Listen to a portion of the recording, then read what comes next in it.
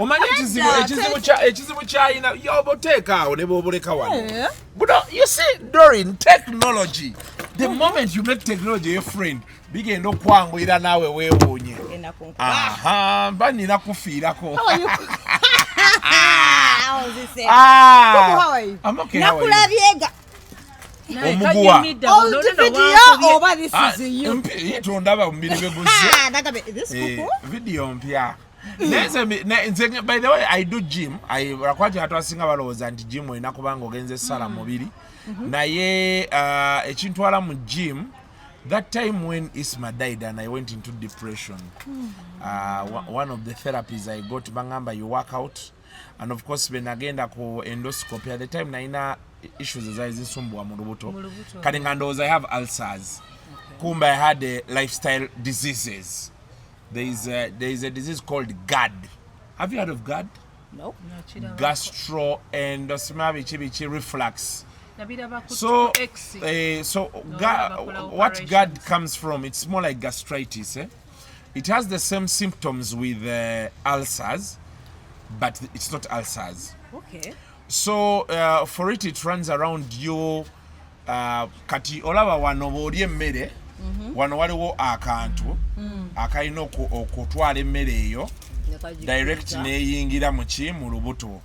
Kati because of what you eat, how you eat, what you do after you eat, akantu kano kanafuwa. Kati be kanafuwa katandika okubeera nga akayisa empewo, oyinza okugaa nti kayisa empewo. Kati emmere eno because bekkirira erina okuba nti egenda tedda, kati eno kana katransmitting akanafuwa netandika okubeera ng'edda. So gas, acids nezibeera. So literally wano you open the stomach lining to nga ekinumo n'okiteere olaba ballooni n'ogiteera empewo kaneera ng'eyisa ebiva wabweru ne kati stomach lining neefuna issues. I don't know if I've explained it well. Dr. Batebe yabinnyonnyola kati they don't operate you. Okay, it depends on what stage you are on. Oba okitegeera. So namala nakyo ekizibu emyaka mingi, but then fortunately nali nkyali ku stage esooka. Ye gas gye babeeranga bonobeera ng'owuliranga ayina gas. Sometimes yes. Wano. Yes. Kati ante ezo gundi nga begambye nti za mirundi ebiri. Waliwo eventually they are almost like the same. Nga ulcers. Naye nga oba toyina ulcers. Era ne treatment yeemu. However, engeri gye ngaye nti it's also a lifestyle disease. Kye bakugamba emirundi egisinga okukola is to one, chikwata nnyo abantu abanene. You have to watch your weight, your lifestyle, how you know. Kati bekikusanga onywa nnyo omwenge, ng'olya nnyo ebintu by'amasavu, oba ng'olya nnyo, oba nga bw'olya weebakirawo. Okitegeera.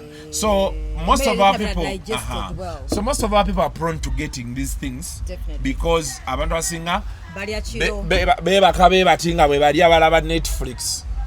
Okitegedde? Kati ate even mu treatment yeyo gondi bagamba don't sleep on your left, on your right. Noze ebyenda birina gye byekubira ennyo oba ne bagamba kati mwomala okulya olina okubeera wait an hour before you sleep. Before you lie down. Oh, okay. Yes. So kati yeri reality gye nagamba abantu oluusi benjogera ebitwemu anti tebabitegeera nti people have diseases, abantu balina ebizibu gwe nga tomanyi naye ng'osiiba nabo. Nti nasanga abantu abalala balina some like that. One of them is a doctor friend of mine. Nanga nti because what natya nnyo, like when you hear bebachikugamba and all those things, but there are diseases that tuba nazo bulijjo. Of course bitta, but so I talked to a doctor friend of mine and I also have the same problem. My only worry is one, newe mala okulya newe weera kiro nti nywedde chai oba nendirako ebinyeebwa. I have to keep myself busy for at least an hour. Oba otegedde. Kati waliyo kyekikye nakunnyonnyola nti mu time eyo gye nabeeramu n'ezo issues nasinkanako ekibinja abantu community, abantu nga tebeebaka nga beekolamu WhatsApp for their problem. they don't sleep. Like at night, otulo tujja saawa 11 12 nga bemisana baba beebasi. Oba okitegeera naye tekiva nti oba bamulogo baki lifestyle ayina engeri gye yavaamu nga yeeyisaamu, so the body begins malfunctioning and you know all those things. So everybody out there buli omu alina ebimuluma. Because even Epas yatugamba nti yali akola kino yali alwawo okwebaka, so he started exercising. Exactly. Nga lulimbu n'abantu baba beebase ate ye abeera atunula. So those are all lifestyle diseases. Kati, so what the doctor advised me was, he told me you need to begin doing, you don't have to do like Zidezi training. You need to begin doing mild exercises. Okay. So you make them a routine. Like you need to never saze wanti mu wiki okole emirundi egi. You just have to be dedicating 30 minutes to what you're doing. So basically cardio, like to whatever you want. You can do cardios. And by the way, for him, he told me you can do cardios, you can walk, you can swim. Yeah, yeah? Is good. So kati manyi bulungi kwe kuoga. Swimming the whole body, trust me. So I dedicated myself to That's nice. Skipping the rope. I skip the rope every time I go to the gym. I make sure at least I skip the rope 1,000 times. Wow. Then kati awo nendyoka ngattako ebyo ekyo ekigundi nakitandika last year kikuyambako munobe mutine strength pain ogiwulirayo. Kati nze kyenkola, I don't push myself to the limit. The moment I feel I'm tired era bo kye bamanyiko gym yafaawo ekisaasi bagita Bashem gym yawo ku Kisaasi business complex. They know I can come, I do my stuff 30 minutes and I walk out. Naye nga abantu bwe bali bakola like 5 hours. Oh, they do. Is there a change? Bonga bomna mu bantu kola 5 hours naye nga change. Kati abantu abasinga eventually changes endaba. Gym becomes like a passion, like a hobby. Lifestyle. Abantu abalala nga begambye nti balwadde. When people are sick and this is the only option they have, they make it their love. So that's why you find someone because people don't say, but people are really going through different things. So sometimes olaba omuntu nga apike chuma ninga omumuza eyofachi naye maybe emotional. You know, with the most lifestyle diseases, they have recommended working out a lot. Most working lifestyle out is diseases. Very good. And because when you're stressed, or hormones gundi omubiri gwereeta that really slows down everything. So they believe when you walk, when you like you exercise, your mind tends to then you relax some of your body muscle. The theory eri nene nnyo, but it works. That's nice. So basically it's not for losing weight or your side. For me, if or it was possible, like that. I wouldn't lose weight. Okay. I really don't. I don't think I can look good when I'm small. Oh. Then of course people say Kasuku the stomach. Na olubuto baba ebintu byoyino dokolero dujjako. Nze nayo. We can't agree. Nagenda edda nga tu working out ne Ruth awo ku gym ya Nyakana nga betuva ku show ku macha sawa nya tujja ne tugenda mu gym paka saa nga mukaaga. That ebisa nalinga ntambula treadmill nga I can do it like for 1 hour. Nabo tuyanye. Then of course katira nga bolabe eno be mala okubuukamu n'enkola ekyo ekiguwa kati waliwo trainer awo nakuterawo waliwo kaberanga kaguwa kwera cause the body byobuuka you go up, you go down, you know, stuff like that, just to make sure like the whole body is working. Then Nyakana nangamba Kasuku bwoba ono ostaro olubuto okubaako. Of course most people have said temuli akyagulo. Ekyeggulo kyo kituufu kuba definitely emmere ogenda gyebakira kati ebeera tegenda kukola kye. After 8 p.m. it's very okay. After 8 p.m. No, before 8 Before 8 p.m. Yes. But for me, I think, it just comes down to what are you going. Kubola bakati na abajiria ne bebaka emisana. Era bali problem yem. Yes, but then also food kati nakuno people are advising people. Kwa kati ekirala ate ekisumbuwa abantu. Kulya mmere nnyingi mulundi gumu. Yeah, so they tell people you eat small portions, say so you could be eating every hour but in small portions. Okitegeera nti ndidde omuceere n'ennyama wano katini to pushing to the limit nojja n'olyayo ku bufruits n'onywayo chai n'ebinyeebwa you know like that in intervals. Yes, so kati oyinza okuba nga ekyeggulo tokirya naye ekyemisana ng'olyanga dduka n'okwata emimondo esatu n'oteekako ebifi by'ennyama 4 omuntu omutosobola kulya ebifi bya nnyama 4 ekifi ky'enkoko olina kulya eki yes so but of course all of those things I think that the biggest hindrance we have in this country we don't have when we go to gym or diet we don't consult nutritionists. So when someone sees you hey osazi like wakozeseza ki mu green diet kat sometimes maybe omubiri gwo tegukwatagana n'ebyo you need to understand what is your body profile. Waliyo abantu abamu nga bw'alinya ku weighing machine emulaga ali 110 kgs but nga problem ye eriemu magumba there are people abazitowa magumba or even water exactly kati nga byolina okukola ate byanjawulo ku muti aba alwanisa omubiri oguzza amasavu there are people whose hormones and genes z'abanene tolaba abantu nga working out buli kimu akikola naye nga munene nga buli lwako ganamala naddama n'agejja okitegedde so we need to consult doctors, nutritionists about these things before you start. Most people balowooza nti omuntu bw'akogga so for example like last time Dodo bwe yakogga abantu okubeera bambuuza wakoze kiki instead of going to actual nutritionists or dietitians bennyini because the eating emibiri gyaffe gyanjawulo ate bali ba experts naye we tend to ask people Kasuku hangu okikoze otya ate nga kiyinza and Ugandans also kyenalaba ku bannayuganda they are not lovers of information. Kati ojja basanga mu comment section nga boogera ebintu ebikwatagana na bye tuwogerako ate bwe kinaamala banaye Kasuku luli wayogerako banaye maama wange you know you talk about serious issues and they ignore them. That's the sort of fools we are dealing with in this country. It is true. By the way mwekambabuulireko let me tell you by the way to survive in Uganda you need to have a bigger percentage of foolery. Oh God, right?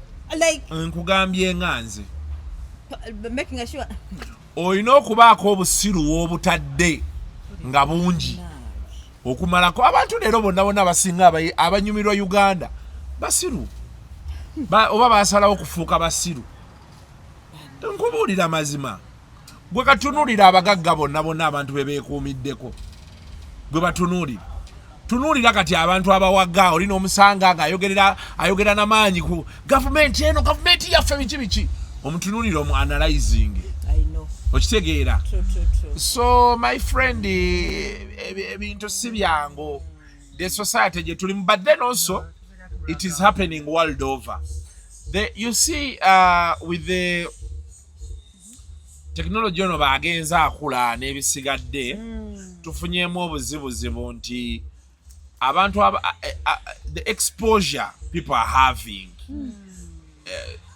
critical thinking evuddewo okitegeera there is a lot of entitlement in this world not just here botunulira nina gayi gwenda ba mu America awo oba ye Alexani yalinga bolaba bagayi baffe bano bamwadde obutwa omusajja yafudde yakoze abo tebali wanooka they are world over bali ku internet yoko they are raking up numbers era nze kyenayagadde ennyo baganda ffe abasinga abali abakola propaganda kyenabagaddeko owaye tu recordinga kati okitegedde kale kasita mumaze so abantu baffe abasinga kati kyenayagadde nti bamaze ne bategeera they are now monetizing their work. The only challenge we are going to get is abantu batandise onnyiiga tewalabye speaker nga atabukidde senga asidi naye senga asidi afa ati n'ensi okubira otya omusajja omukulu n'omuteeka mu loudspeaker oba gwe yakubira iwe yakola video n'ateeka mu loudspeaker ngoyagala kumanya whether why are you dating someone, what is it your business, oyagala kunona amaka g'abantu akola mawulire. I think now what is happening world over, they are going to see how to regulate people abali ku internet. How you're going to have a license. Taxes. We're going to start paying taxes. Taxes is all abantu kati bazisasula. For wano Uganda fa batazisasula. Fete tusasule. Fete tusasula YouTube. Ngamba bano bino ebisigadde bino. Uganda etana bako regulating. Ono olaba ne airtime naye tumusasula. TikTok tetunaba. No, the people who benefit directly from. They don't pay anything. They are Honorable Nyomi Temba Agamba, they are trying to navigate. I think they have to open partnerships with YouTube, with all those people to see.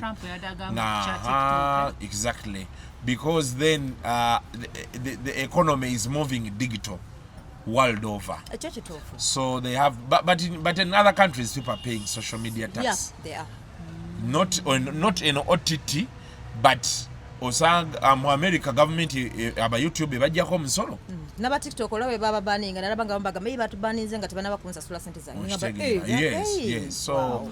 Yeah, so kati ekirungi abantu bapikinze but okay, I understand foolery and everything, but how to use it honestly, how to use what? Why would you do such a thing? Because they don't do that. You can do it. You can do it. Mumawulire naffe twabikola ng'okuba essimu n'okubira Doreen n'ombuuza Doreen tulina information you're dating a minister. Me I would understand naye oli prime bannange gundi waago ndomukubira otya. No, but being that is crossing the line. It's not crossing the line. Being a prime minister or a minister does not take away the fact that you're human. You're human, yes. Minister teyegatta. Yes. So if a minister, we get information that a minister is dating someone and we know the minister is married, we have to ask to find out. And the good thing is that she asked. If she didn't ask, it would have been another story. So you agree with her calling a minister? Nze kyo nkiwagira kuba kati yanti kyabaakoze yabeera awulidde from both sides. Kati minister yekyaba alina okukola wuliriza to clear baba teyakuba maybe then that's a problem. Oli yekyabeera alina okukola is just to clear the air. Bamubuuzizza n'agamba mbu omanyi omuntu okumpulira n'ambuuza omuntu gwe simanyi simulabanga nako erinnya siruwirangako ennamba sigimanyi omukazi yamaze muwuliriza ka TikTok ka video neyeewuunya ensi mukyala we exactly kiwadi kati awo eri mukyala we beyamprovokinze ati omukyala akuweereza aka message eka n'otayagala kudda kati gwena kwewozaako gosaaga kati Dodo olunaku olwaleero omwami wo n'olaba kagundi n'okaweereza aye kati gwe toli mukyala kati nze toli musajja kati ffe tusobola okunnyonnyola omukazi akuweereza aka message n'asirika pup olunaku lwonna wano ne lufa olunaku ne lufa akakuweereza buweereza bw'ati n'akakuteerako takubuuziza what is this what is what n'akakuteerako n'asirika. Ne Honorable Medad Segona nagenda nenjogera mu mawulire ne mugamba how he's the most handsome man, he's very intelligent. Mukazi we maisha yakola yakwata bukwasi kifaananyi n'akikuba n'akaweereza Honorable Medad Segona bannaye yasiitana okunoonya ennamba yange nooza okitegeera waliyo abakyala abamu ssebo nga si wa amaanyi binombo simaya ye nannyini ssente oba biki naye nga beeyagala n'omwami oba nga balina ebibagatta oba ontegeera bulungi abakyala gye bali nga si bangu ggwe nga b'omulaba era nadde ku makya ŋŋamba bano abawala beeyita ba side chick nti omanyi wano mu Uganda waliwo abantu omukazi gw'osanga nga ye yakkiriza ne yeevaako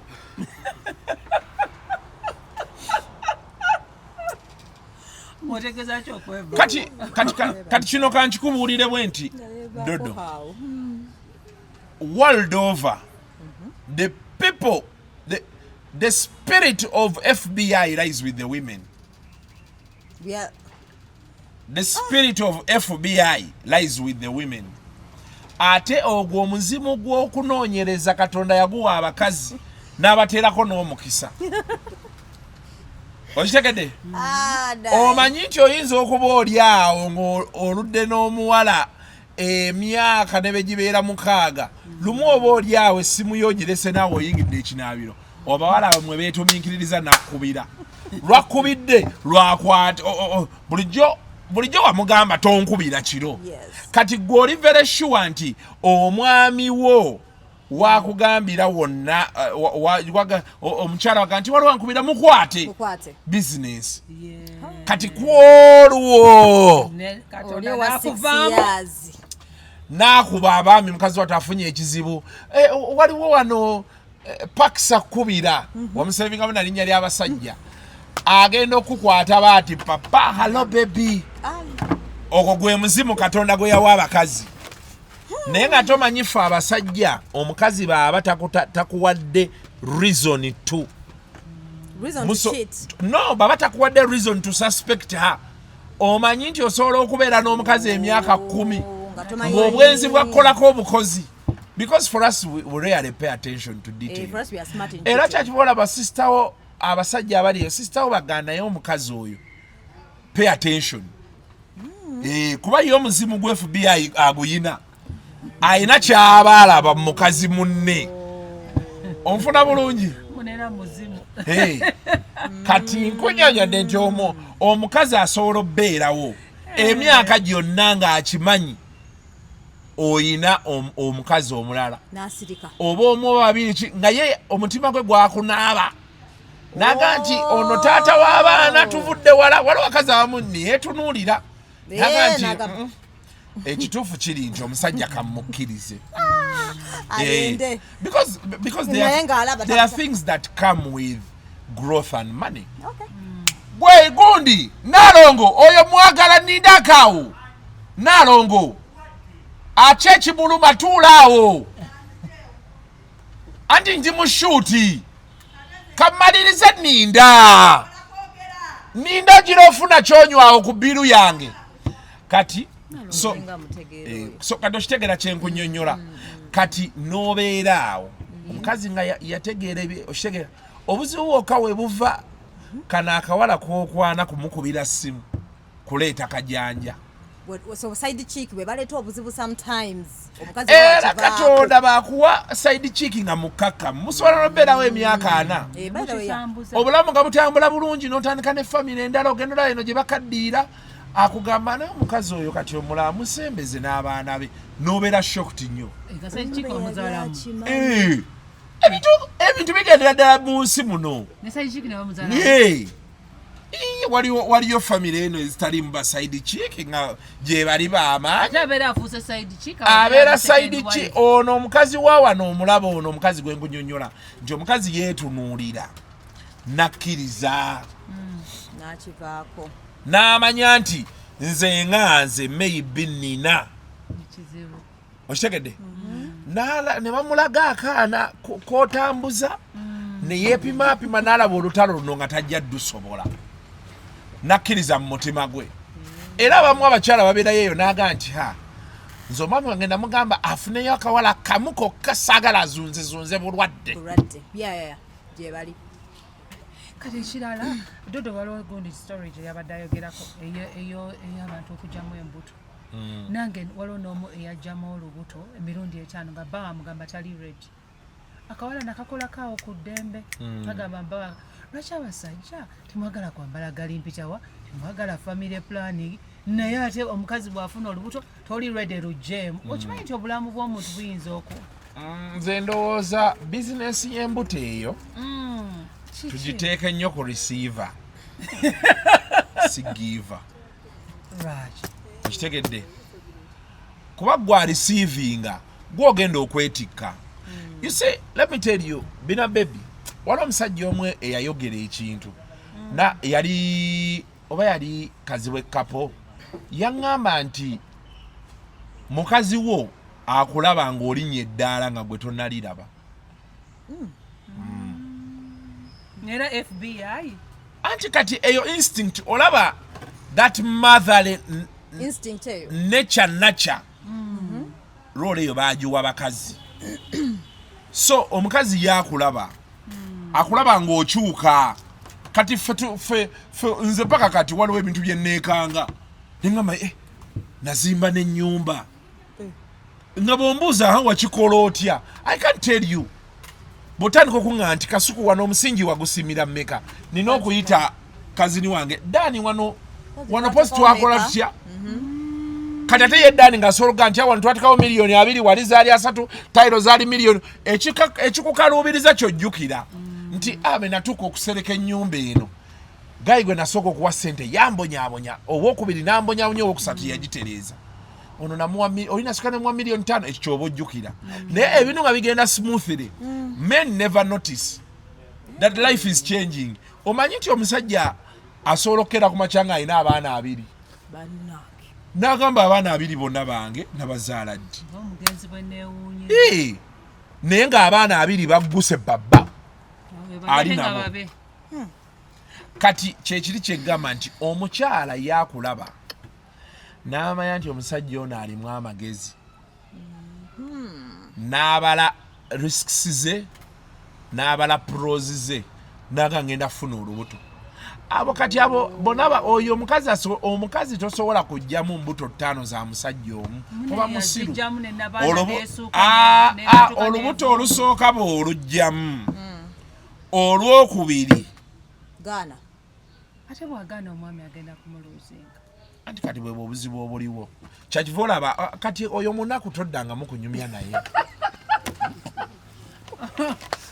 ebyo ebintu by'oli mu kuŋŋamba byabaavu abaavu b'osanga nga oli akunyumiza mbusimanya but getting pregnant is not like just another simple thing you fucking have 9 months z'ogenda obonaabona physically mu mubiri nga tomanyi kigenda mu maaso oli awo emyezi 9 kati n'ovaawo n'olyoka otandika olabirira omwana ono nti omwana ono wakati wa 0 months n'emyaka nga 3-4 abeera solely under the custody of the care of the mother senyiga katini baasimaasi kondose wuyo awaluka addawa you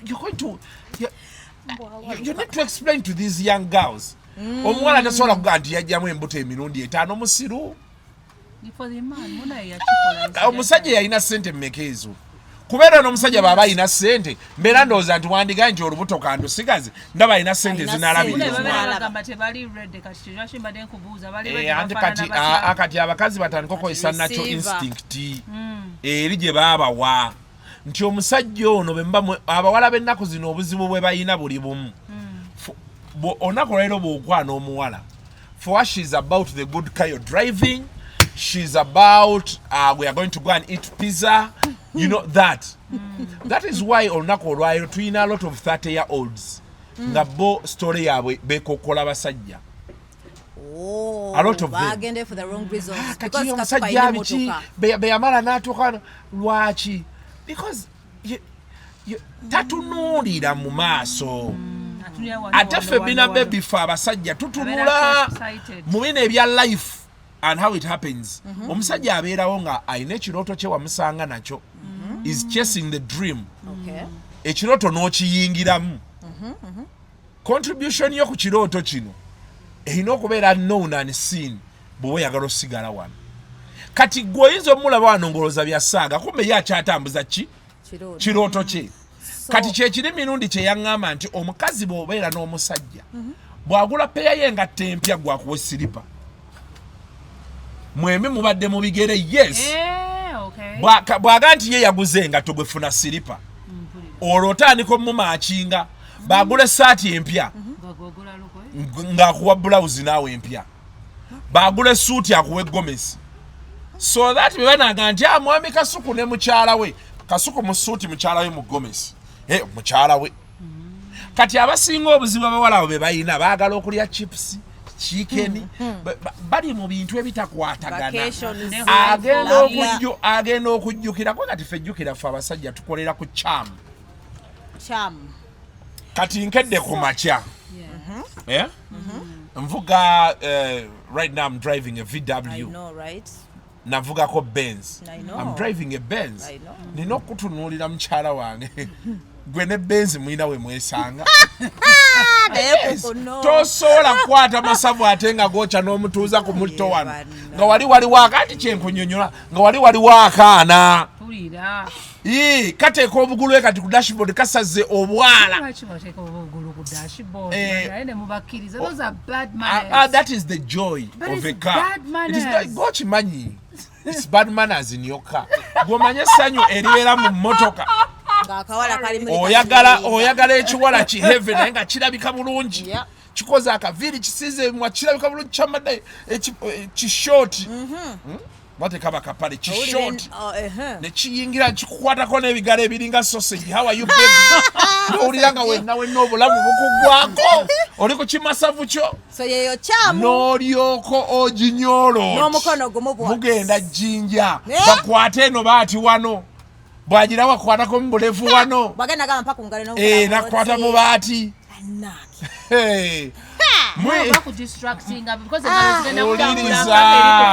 ebyo byendi mu kunnyonnyola abantu.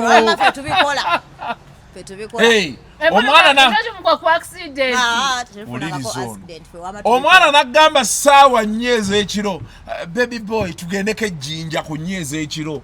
Olwo oluguudo lukaze n'omuvuga muba muweta beti kayunga awo olaba kayunga mukwata olwo oba lwe lwebuyikwe nagasooka ogiteeke wano mu makati g'oluguudo teryajja nasikuba nakuwa kiisi awo kolo n'agutambuza mu mpale baati n'akukkiriza wali wano wa Old Kampala waggwawa n'otya ensi n'owuliranga noga this is value for money. Yes, life as it should be. Or a trader bweja. Olwo mugeze mu rest in peace. Nenga unless mufide musanyu. Okitegedde? No. Life is for the living. Yes.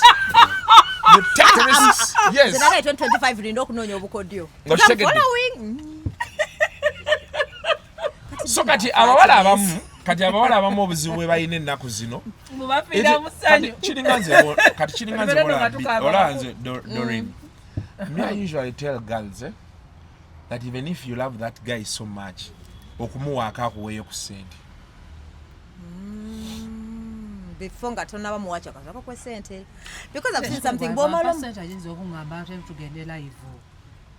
abasinga mune bagala live. I don't understand it. No wata nakuwa munanga tebagala live. I don't know why. Enene pep ya jambozi ne prep. Walo nempiso gye balese. Na ebyo biraba if guy azenga kwana. Omuntu atali ku by force oba nti akusanze oli malaya. Because what I'm saying is Echinyiza after kadi unokwada bakwagala ate bomalo muwa then he relaxes. Then he says he loves you. I think I'm getting your point. Like watching Ensonga musaba wabata zimpadde awo ngamanya eno wano bemba munyumya oyino mulaga nomuga nti omanyi mukwana sente zo ziyino bam. Okay. Not like you're saying, but you have to talk about money. Yes. Abawala temuddamu kukkiriza mboozi etaliimu sente. Okay. You have to so zina kubeera ku accounting nga senagenda nawuwe goyina oteekawo embeera sente bwe zijja nze abavubuka amagambo omuwala yenna gw'osanga nga tayogera sente because mwena muba temumanyi gye biragana gye bigwera omukazi alina okwogera sente at some point talk about money. Yes.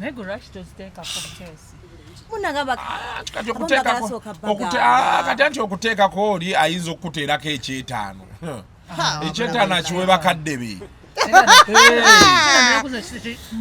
naye abasajja bamanyira bbina okimanyi oli akuteerako emitwalo 10 zokka neweewunya n'ensi n'osirika n'otulira emitwalo 10 n'ogamba wa naye ate n'abawala kati ate nabeera tubagamba omanyi problemu y'abannayuganda n'abawala bannayuganda tebamanyi kye baagala. They don't have value. Nti otudde omusajja akuweereza emitwalo gya 3 naye oyagala ye mu bwongo bwe yabeera alowooza kudde nnyo bebeera abawala betuli nabo kati abatubonyaabonya they begin settling for less. A guy has come munyumiza mu kyati nze akusukumiddeyo 3 kati gwe ate owulira omubbi ennyo olw'okuba 3 obadde togayina omubbi ennyo olaba okoze ekyamaanyi kati kwegamba n'abawala baffe nabo bakusobera okitegeera era kyakiva olaba nze sikyanenya basajja bakwabula bakazi najja ng'ajja mangu alina gy'alaga yes because mu Uganda ano bw'oba oyagala omanyiirwe ng'olinamu ne ssente be soft with women mu by'okukwana ogenda mumanyiirwa and that is with the biggest percentage omuwala n'omukwata kati obalaba obasanga nga banaku kiri eyo kivuddeyo nansana abanaku gye basinga and by the way abantu abamu betubagamba nti obunaku we don't mean sente enansana waliyo abantu abalina sente the problem we have as a country eri gye twatandikidde mentality okitegedde nti when you meet a random girl omusanze you're driving your car you tell her hey kankutwaleko bw'omutwalako omuwadde yawe emitwalo 10 just mutwalako agamba hawana omusajja kati obungoye bwonna tebuddamu tterera amangu ago ogenda olabaddemu kukubira njagala kujja mpeerezayo transport kati you get a turn off nakuweereza 10 linnya eri 10 ojje kati nze bw'oŋŋamba nti njagala kujja naye mpeerezaayo transport anze kyenkola nkuweereza era 10 bw'ojja benkumaliriza nkugamba kankomewo toddamu kundaba because what sort of nonsense can't you look for transport there are young guys out there who honestly want to connect with people okitegeera naye mentality yammwe the way you see things ebataaninze off gaya akukutte okusanze wali kugundi ku mapeera wenna engatto ziddugala bambi akulabye nakawala waliwo omuwala gwotunulira noga abulamu mitwalo nga 3 omukutte omuggyaawo omututte ku serena mulye omulaga nti kati levo kwe tugenda otambulira n'afuukirawo ekiyenje sibye madde nkunyonnyola wali ate atandika ayagala kufuula gwe atategeera bisumbuwa that is what kati bina bebi olina wooli gwotegeera bina bebi tosobolako bina bebi waliwo abakubira nga baagala nakuwa bizinesi n'omugaa nindaamu yes ng'olina byokola ebibyo kyaiva olaba kati tugenda fiira kummwe babina bebi kuba bina bebi benkutwala wali oli emmere tolaba kipya yes it's normal and you know benkuwa miliyoni yange you're going to value it yes oyinza oli ayinza okugamba nti kale miliyoni buli gyonjiina naye gye bali abawala they are raised well miliyoni ayinza okuba alina ku akawunti y'emiliyoni nga 15 n'omuwa miliyoni eyo naye ng'amanyi miliyoni eyo bwebonyaabonya ofuna n'asigala mu order kati okola otyo bw'aba nga bina bagamba lwa atakuwa ssente oba nga akuwa ntono literally lwaki aba akupima nedda waliwo ng'omaze n'omuwa nga mulinga abagenda mu relationship kyolina omumanya nti teri muntu yali awangudde kalulu n'adda mu balonzi immediately naye mukama banna era kati nalongo era kati saawa eno abantu abasinga kati bazzeeyo mu constituency olubalala obbawo obululu baddayo 2 years later the problem we have is our girls they don't add value to the sex. What do you mean by added value? Ati omuntu alina okukutunuulira n'amanya omuwala ono ng'oggyeko bino ebyokwegatta mulabyemu ka substance.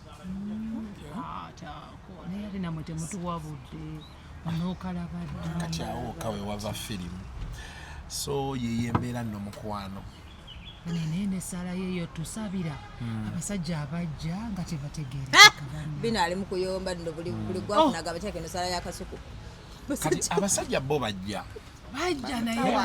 maybe bina baby let us be exact ku sheno wano wetuli omusajja oyagala musajja ki tulabo batunaafuna bannange saagala wankako okunsabira naye nga saagala bw'oba toyagala kati yogera nti toyagala nenesha n'omusajja nayogga omusajja nakubira n'omufuula bize n'addamu nakubira n'akunoonya n'omublocking eno n'adda eri maama abeera ayagala ate nno gwe kati birabe byolirake nti abasajja kati bakyali awo ennaku zino omusajja akubira leero n'omweragirako n'agenda kukiddako era bw'omulaba ab'omusanga ng'akyakola ebyo yakwagala lwaki temukyakesinga what is your issue ku anime ezijjudde buli wamu animo gye ziri naye ziri bano bebatusabira nga bwe baagala animo nasirabayo kutwagala yakyandikirawo kiringa nga bwesalayo gye wali osaba wali otusabira wagenda okulaba nga tustavinga mu animo you said you're now 3 years is it 3 ono oba ali mu fulu yo 8 gw'oli mu 3 nze ndi mu 3 nooza okiraba but did we tell you to pray for service kale just to try to know you. For me, that is what I thought in my prayer would work. So you mean your prayers work? You know, sometimes sometimes told you what would you like to unlock your potential? Olusi clouding your mind is okuba just obulamu penetration. Omwana akuyugumyemu baati oliro omubiringa guta then you start seeing things in a different way. So right now yekakuninza ali awo. By the way, the doctors say sex is therapy.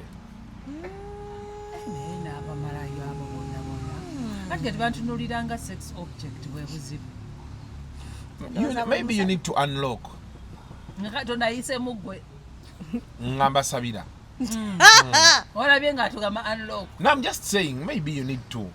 Olusi katolaba kye batera okugamba nti abakyala abo abatazadde batera okugamba I don't know how true it is babeera ne giri emitima emibi maybe they just need to have to understand what does it feel like having a child in your belly for 9 months then you know so they begin seeing things from a different angle you know some of them so abalala batafumbiddwako obasanga nga bo bagamba ofumba otamuli kirimo biki but people who've been there you know Kati, me I honestly don't know so much about a heartbreak.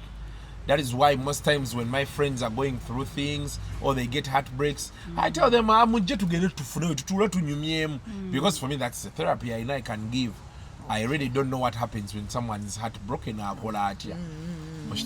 not been there. So, but then there are people in meeting. I'm going through a heartbreak.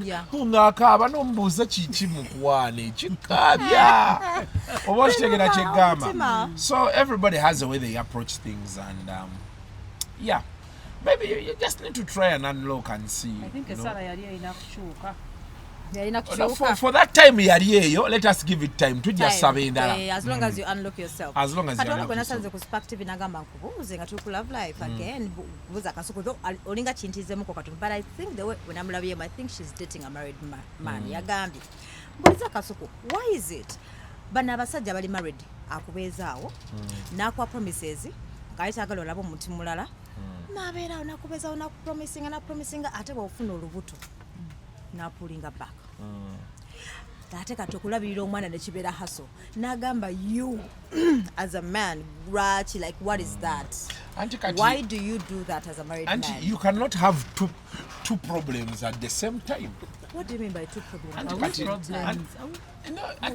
Wuliriza kye nnakunnyonnyodde kumakya naadde ŋŋamba abantu nti most men today actually worldwide mukyala wobeerawo ng'omwagala okitegeera waliwo omusajja omu yagamba nti abasajja abasinga omukazi gw'oli naye si gw'oyagala naye yaaliwo okitegedde naddala kati bano abatwasigayo era ne mukazi we nga sima bavudde wala oluusi omukazi famire be balina ssente oluusi nga genuine ne mukyalawo omwagala sympathy love because mukyala wo wamufuna omanyi otuula wansi n'ojjukira akyavola nze kuva dda mbagamba siyina muwala agamba nti ne tuva ewala eno namusanga talina ntebe simala namusa taliiwo era maama wange yaŋŋaa nti ogenda kumukupangisa entebe ziizo TV yiyo ekitanda kiikyo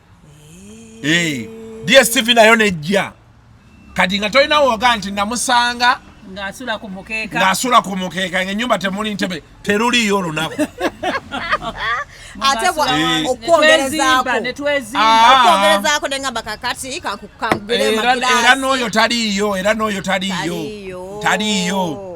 naye taliiyo wagananga kuba nali bulungi I was relatively okay ng'oyagala okunyongera giraasi zaaki kubanga benagendanga mu ndongo nga nkomawo naawe kubaca nenfuluma naawe kati wali giraasi ozaaga zaaki mangu awo period gye nandibeereddemu obye nemmotoka nenjifuna so kati that part of when nali obubi okay yes but okitegeera so waliwo omukyala wo gwobeera naye for sympathy love naddala abo abayitamu ebyo ebizibu ebingi yes naye waliwo omukyala wo gwobeera naye ng'omwagala omwagala bwagazi for companionship mweyagala talina kyakugasseeko ali awo ali bibye naye nga mweyagala byammwe kati be basinga ennaku zino by the way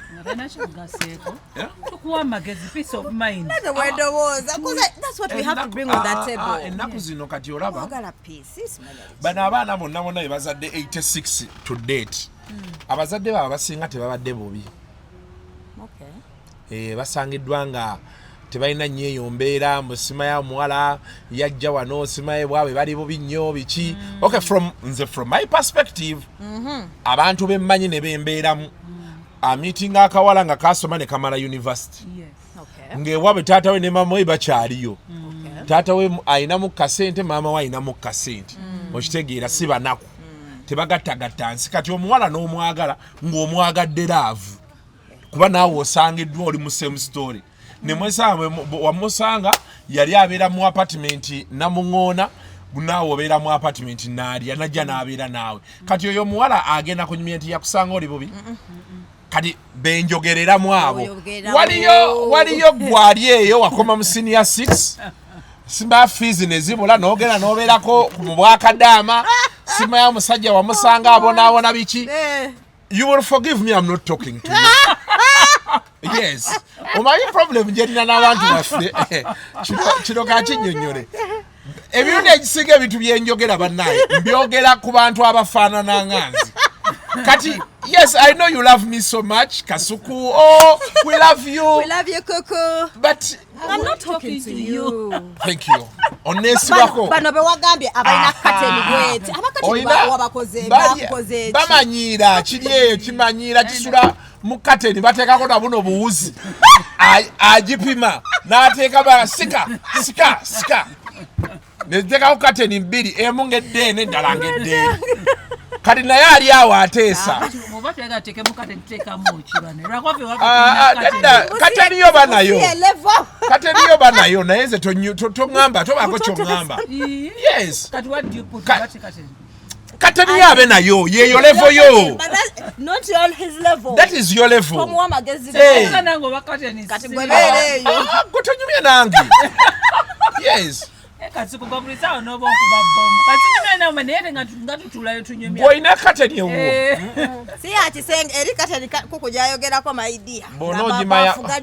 mabafu gali wansi wa kitanda kateni yeri wano yeyawula bw'ozuukuka ŋŋendeko mu ddiiro n'owenjula kati nze gw'onnyonnyola you're wasting a lot of my time. Yes, I'm not talking to you. Watch on this vehicle. Hey. So. Kati olusi. Guys, you'll forgive me sometimes. I'm not talking to because nina gyenchogerera mweno nze. Life gyenkoze ndaba.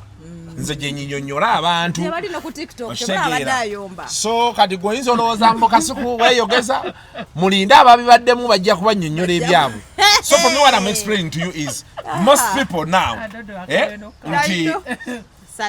the guy comes from an okay family the woman comes from an okay family okitegeera so they link up ng'ekibagatta companionship love. Yeah. So when love fades basigaza companionship tebalina binombo twali bubi simanya ne musanga mukyala wange okitegeera musanga talina kati mukyala wono because tebalina nnyo story ya nnaku eyo ebabonyaabonya and by the way that accounts to so many breakups today because the average Ugandan embeera sijja gamba njogera ku average Ugandan wadde maama wakola ku nasa naye musobola okulya omugaati buli lunaku families ng'ezo maama we yazimbawo ennyumba this bungalows isadoke family oba okitegeera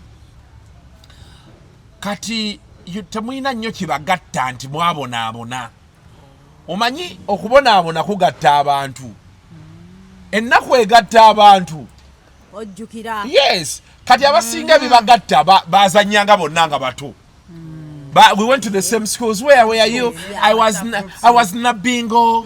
We used to come for social at your school. Bebana kati betwogera nabo these days. Oh, we went to the same. We were in Taiba, the same school. Kati habana bali ku Taiba bonna. Ebitu yebogera ko birala. True.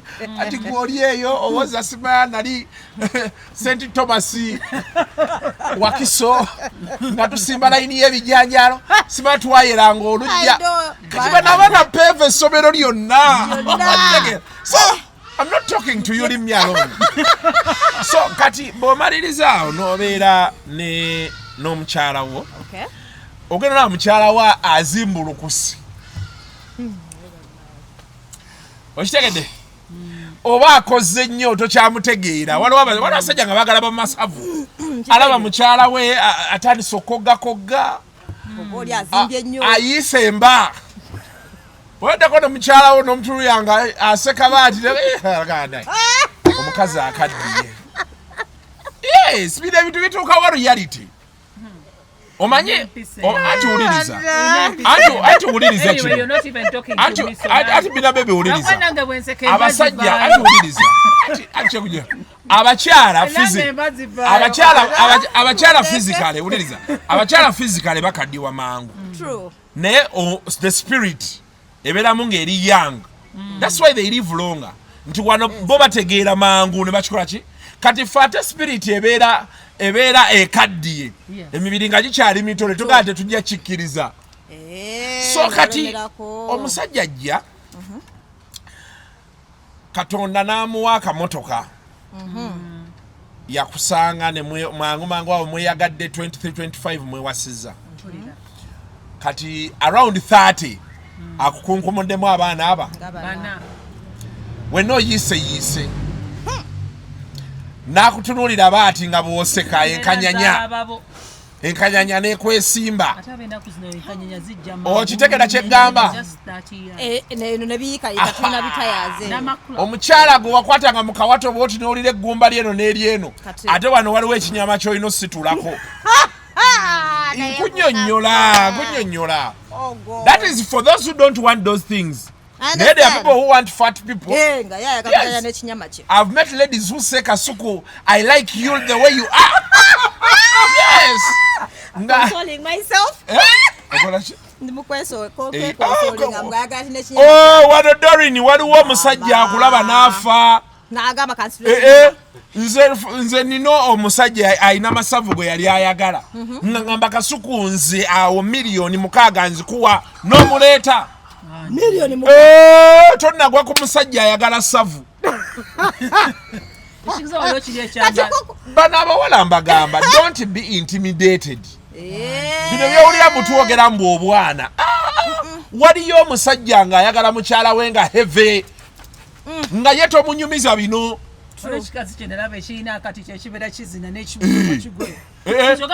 oyo omukazi sebaazina baati ensi nga waliwo omusajja awulira takyategeera ng'obulamu bumuweddeko enjovu teremererwa masanga gaayo. Yes, there are people who say kati olaba wogayo wandayo simaya nkuba ekyekiguwa baby kukutosala. We want you like that. A message is here.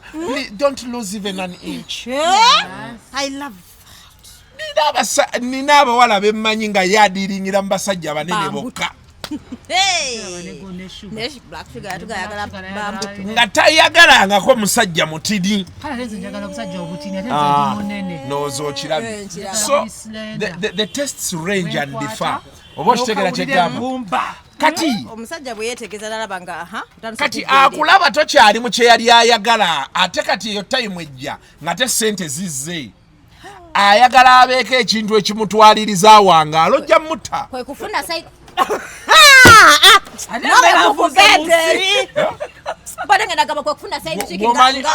kwe kufuna side ki bw'omanyi obulumi obuli okudda eka n'otunulira mukazi wo nga tomutegeera naye ng'oli awo mu mutima owulira luyimba gumu osinga bangi abatayaaya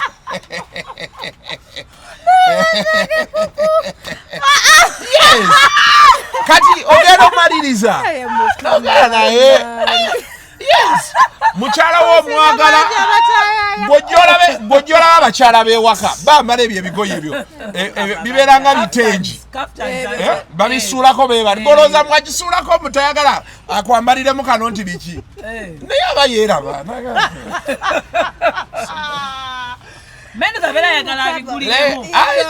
kate bakambala abaana abigula naye gwomanyi nti obwo obwana obwo kati bwebagaa busaidi ki emmotoka agirabira eri wansi ng'eyingira geeti ali waggulu nabbamu akapale kokka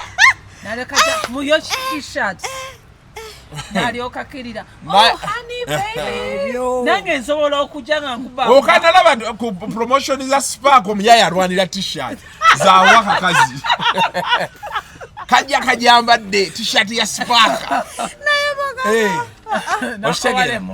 so what happens is kati omusajja ono because of kiri kyenkunyonyodde companionship and what tayaga mukyala wa mwagala obudde bugenze naye akkiriza nature has taken its toll n'afuna oli kati ate oli ayagala obuzibu bw'oli gwe bafuna bano abawala bwe bafuna ate ayagala kufuuka mukyala kati ate ekigobyo oli kyoyagala okufuuka anidi otande fulu kati nooza ansa njikuwadde kati ate adde awo atunuulire ebizibu bya mirundi ebiri gwe yakufuna olabike bulungi omusikirize ate asobola oyimirizaawo buli obufumbo kati ate oyagala ofuna olubuto oyiike esavu oleete enkanyanya kati abeeraawo nga neno gy'alina okujja awangaale nayo bizibu byereere nedda tetubikkiriza so ndowooza okitegedde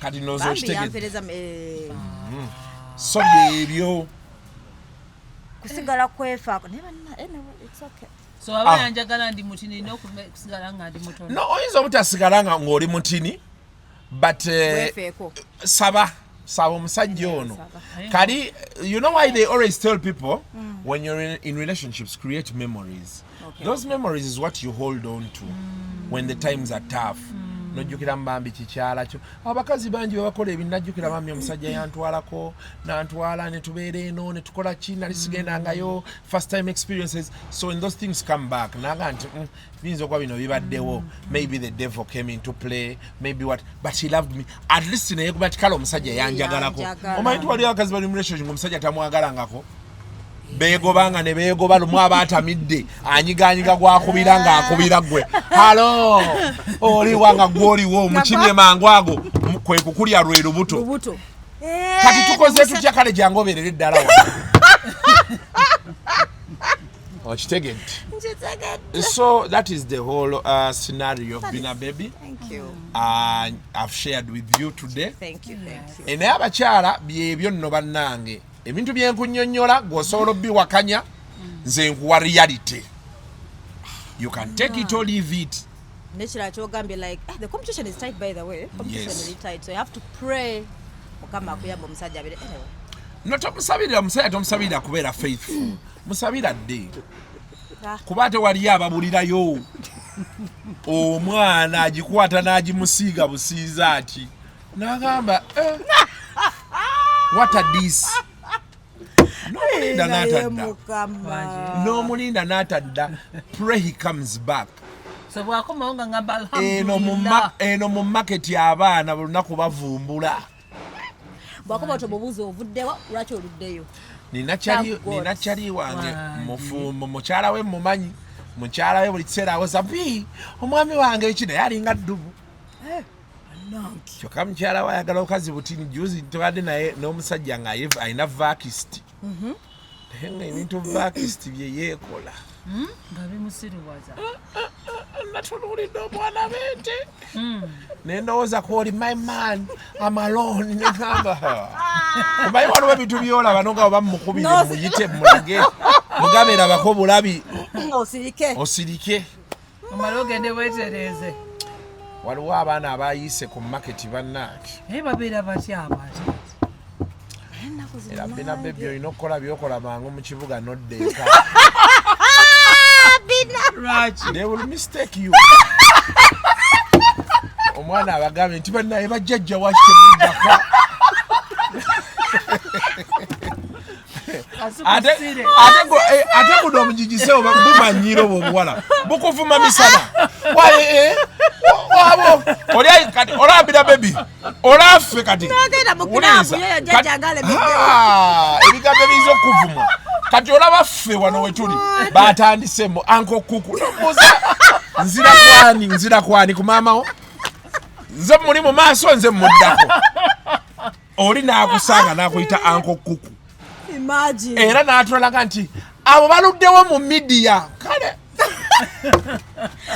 kati olina kwegendereza waliwo yagamba mbu ayagala kundya ku social media then olina newagamba ayagala kulya jjajjaawo nengamba ojalya mukadde buto bwe buti ate kati oyo mwana ndowooza omulaba kati everyday example yiyo abadde wano tazze wano okumbuzaako tali mu kaleega empale gwe mulayi ng'atambula olabe bw'atambuza ebbina wano nga kutekuli ebbina naawe ayambadde empale bwakakola bwe kati obubina kati bwe buliko sigali amangi ennyo bubagala buno butono bwe buti baliko obwo buliko kati okakola obubina bulinga buno obugaati bw'omwana akaaba naye akakakane kenyenya n'obungamba kiki ate bayidde n'okulega lumutu era taleeze kati tulina lwe tujja wano nga bakazuuka ng'enywanto zizimbye besi ziringa nnako ng'ekiri wano n'oguma bugumi eri tight nga tulabye bannange kasange mukyala we yekwese n'okwe okalaba kabina wamma temuli mpale temuli mweri bambi tekalimu olaba esaze wakati tukanzinya balege nedda mukwano tange yange yasaze